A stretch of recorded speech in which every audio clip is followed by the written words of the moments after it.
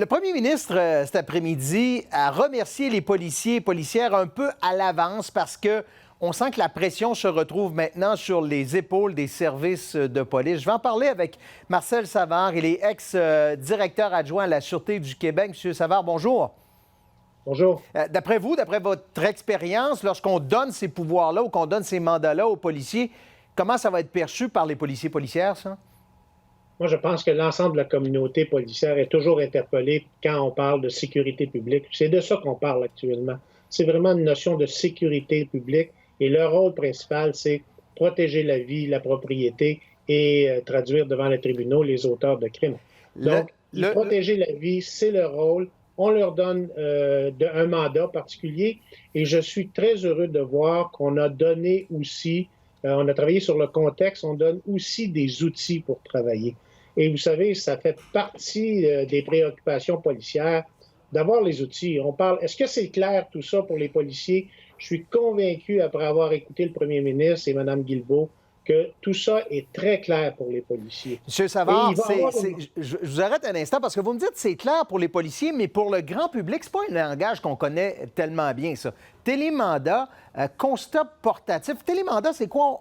Il y a un juge qui attend l'appel des policiers en permanence et qui dit « c'est correct, vous pouvez entrer ». Comment ça marche, ça? Il y a déjà cette possibilité-là. Ça existait beaucoup au Code criminel, le télémandat. Ce sont des juges qui sont disponibles 24 heures par jour, 7 jours par semaine, sur appel téléphonique, parce qu'il devient peu pratique de se déplacer à la cour ou que le temps devient important dans le dossier. Donc, on appelait un juge disponible, on expliquait le dossier, on donnait les motifs nécessaires et raisonnables pour avoir un mandat.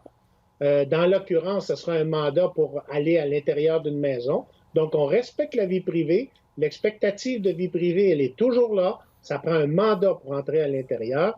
Et on donne tout simplement aux policiers la possibilité de le faire plus rapidement que de se déplacer pour aller dans un palais de justice, rencontrer un juge à son domicile.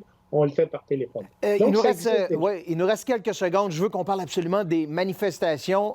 Donner 1000 constats d'infraction à 1000 manifestants, craignez-vous l'escalade?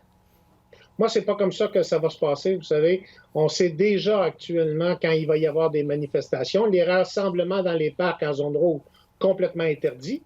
Donc, en partant, s'il y a rassemblement, les policiers vont intervenir très rapidement.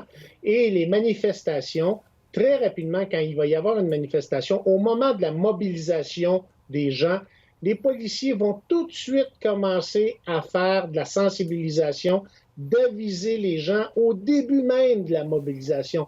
On n'attendra pas qu'il y ait 2000 personnes qui sont rassemblées et puis tout d'un coup, on dit, OK, on va rentrer 10, 15, 20, 30 policiers pour aller sensibiliser et donner des billets, des constats d'infraction. C'est pas comme ça que ça va se passer. On va y aller tout de suite en partant parce que c'est la manière de faire et c'est une progression dans l'utilisation des différents moyens des policiers, donc présence physique, avis, dissuasif, par la suite billets, émission de billets, ordre de dispersion. On peut même avoir des ordres de dispersion s'il y a une déclaration d'une manifestation qui est illégale. Donc, on va être très progressif. Est-ce que, ultimement, il y aura des gens qui vont affronter les policiers, qui vont chercher vraiment un affrontement?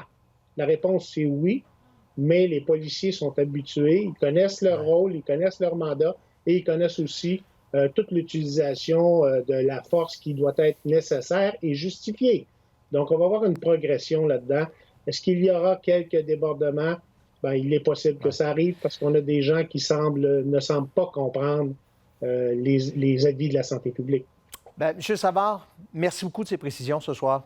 Au revoir. Ça fait plaisir, au revoir.